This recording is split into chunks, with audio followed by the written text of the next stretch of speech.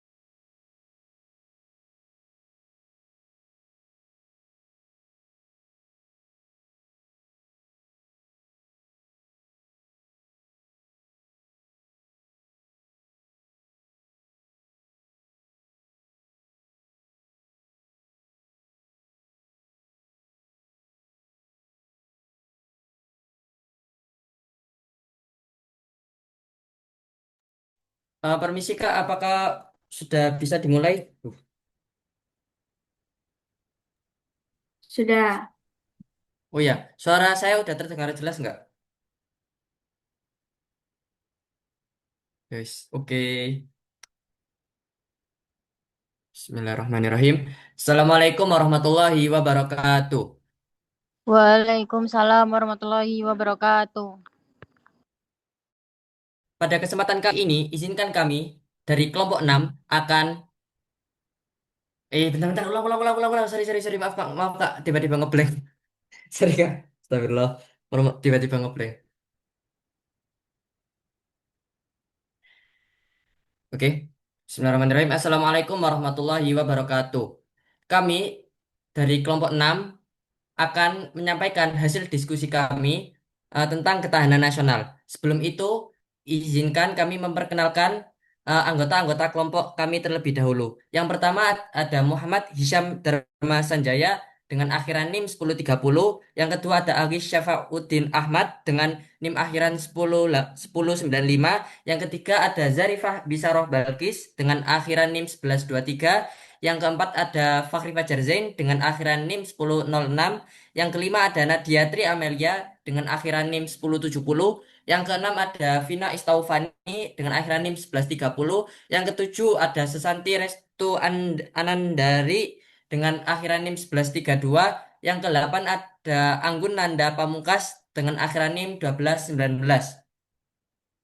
Eh, pad- Pada kesempatan kali ini kita dari kelompok 6 akan menyampaikan hasil diskusi teori dan diskusi tentang kasus.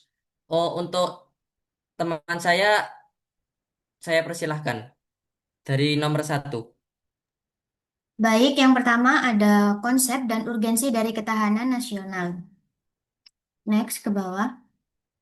Jadi, ketahanan nasional adalah kondisi dinamis suatu bangsa yang berisi keuletan dan ketangguhan dalam menghadapi berbagai ancaman, tantangan, hambatan, dan gangguan baik dari dalam maupun luar negeri, guna menjamin kelangsungan hidup bangsa dan negara. Ketahanan nasional mencakup berbagai aspek kehidupan seperti ideologi, politik, ekonomi, sosial budaya, serta pertahanan dan keamanan. Urgensi ketahanan nasional sangat penting karena menjadi dasar bagi bangsa Indonesia untuk menjaga persatuan, stabilitas negara, dan mencapai tujuan nasional di tengah perkembangan globalisasi dan berbagai ancaman modern, seperti konflik sosial, radikalisme, cybercrime, dan krisis ekonomi. Dalam buku Ajar Pendidikan Kewarganegaraan disebutkan bahwa mahasiswa perlu menganalisis urgensi dan tantangan ketahanan nasional bagi Indonesia dalam membangun komitmen kolektif yang kuat dari seluruh komponen bangsa. Selanjutnya akan dilanjutkan oleh rekan saya.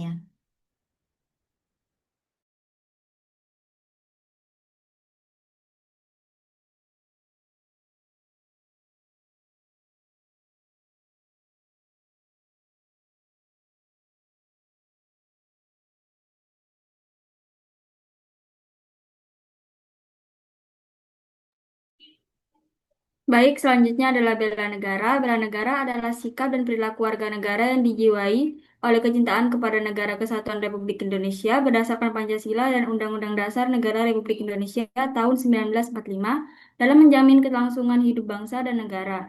Bela negara tidak hanya dilakukan melalui kekuatan militer, tetapi juga melalui pendidikan, menjaga persatuan, menaati hukum, menjaga lingkungan, hingga berprestasi sesuai bidang masing-masing. Urgensi bela negara sangat penting karena tiap warga negara memiliki hak dan kewajiban untuk ikut mempertahankan negara. Bela negara menjadi bentuk tanggung jawab warga negara dalam menjaga kedaulatan, keutuhan wilayah, dan keselamatan bangsa dari berbagai ancaman. Selanjutnya nomor 2, menggali sumber historis, sosiologis, politik tentang ketahanan nasional dan bela negara. Yang pertama, sumber historis. Secara historis, konsep ketahanan nasional dan bela negara lahir dari pengalaman perjuangan bangsa Indonesia melawan penjajahan. Semangat perjuangan para pahlawan dalam mempertahankan kemerdekaan menjadi dasar munculnya kesadaran untuk menjaga persatuan dan kedaulatan negara. Setelah kemerdekaan, Indonesia menghadapi berbagai pemberontakan dan ancaman disintegrasi sehingga diperlukan konsep pertahanan nasional sebagai strategi mempertahankan negara. Yang kedua, sumber sosiologis. Secara sosiologis, Indonesia merupakan negara yang memiliki keberagaman suku, agama, budaya, dan bahasa.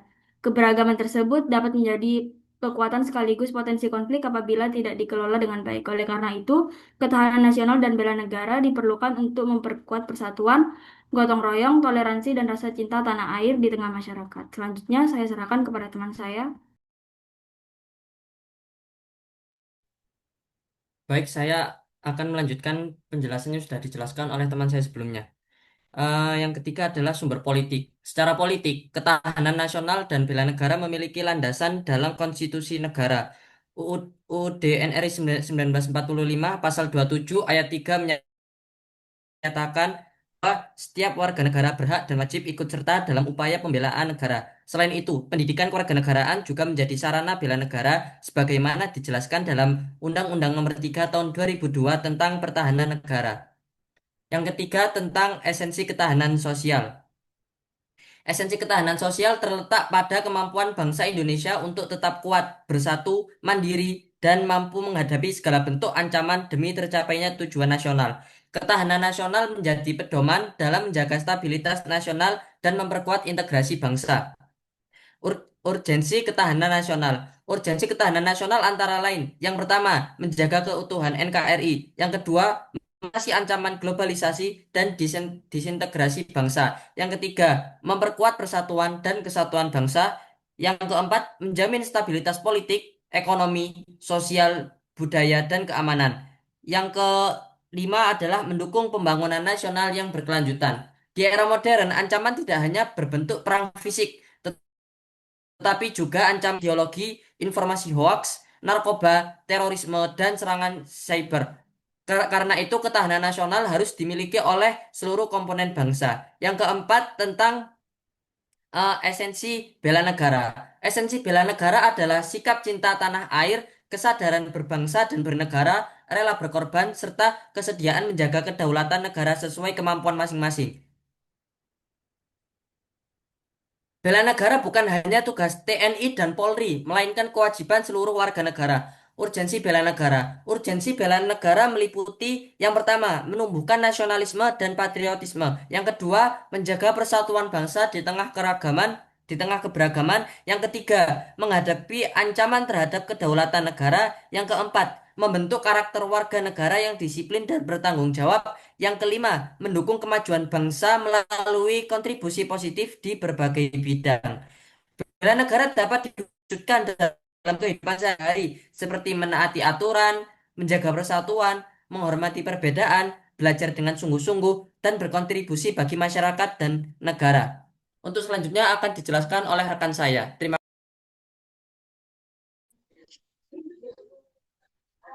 Baik, saya akan menjelaskan tentang pendapat kelompok kami dengan tim kontra. Menurut kelompok kami, berpendapat bahwa warga negara muda dalam era demokrasi dan perkembangan teknologi saat ini, bentuk ancaman terhadap negara tidak hanya berupa perang fisik, tetapi juga ancaman digital, ekonomi, sosial, lingkungan, dan informasi. Oleh karena itu, bela negara tidak harus diwujudkan melalui pelatihan militer. Menghambat pendidikan dan karir generasi muda membutuhkan anggaran negara yang sangat besar. Tidak semua warga memiliki kesiapan fisik maupun mental untuk pelatihan militer, dan risiko penyalahgunaan kekuasaan atau pelanggaran hak asasi manusia apabila pelaksanaannya tidak tepat. Selain itu, semangat bela negara seharusnya dibangun berdasarkan kesadaran dan sukarela, bukan paksaan. Dalam negara demokrasi, warga negara memiliki kebebasan menentukan cara terbaik untuk berkontribusi kepada bangsa. Selanjutnya akan dijelaskan.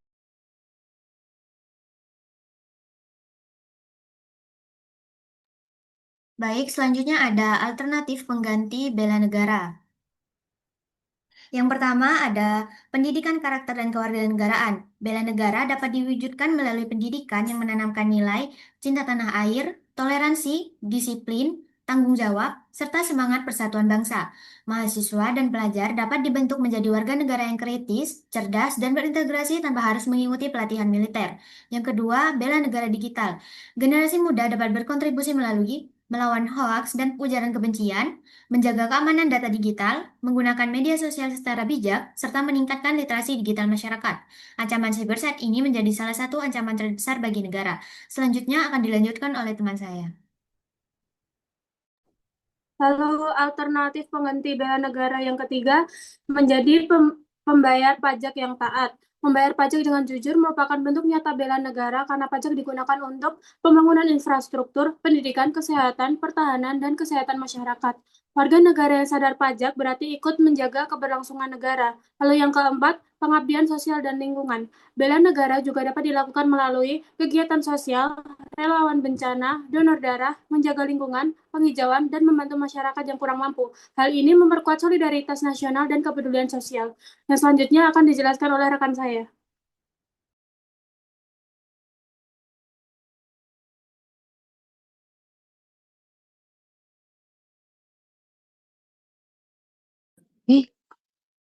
Selanjutnya yaitu pengembangan prestasi dan inovasi. Generasi muda dapat membela negara dengan berprestasi di bidang akademik, olahraga, teknologi, seni maupun kewirausahaan. Prestasi internasional dapat meningkatkan citra dan daya saing Indonesia di dunia. Dan kemudian untuk kesimpulannya dari tim kontra bela negara tetap penting, tetapi bentuknya harus menyesuaikan perkembangan zaman. Wajib militer bukan satu-satunya cara membela negara. Dalam era modern ini, bela negara dapat dilakukan melalui pendidikan, inovasi, kesadaran hukum, kepatuhan pajak, kontribusi sosial, dan literasi digital. Dengan demikian, generasi muda tetap dapat berkontribusi bagi bangsa tanpa harus diwajibkan mengikuti pelatihan militer. Sekian presentasi dari kami kelompok 6. Saya kembalikan ke moderator.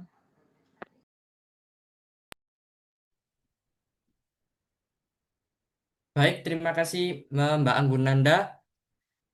Sekian yang bisa kami jelaskan tentang pembahasan ketahanan nasional. Apabila ada kekurangan atau salah kata, saya mewakili kelompok 6 memohon maaf sebesar-besarnya.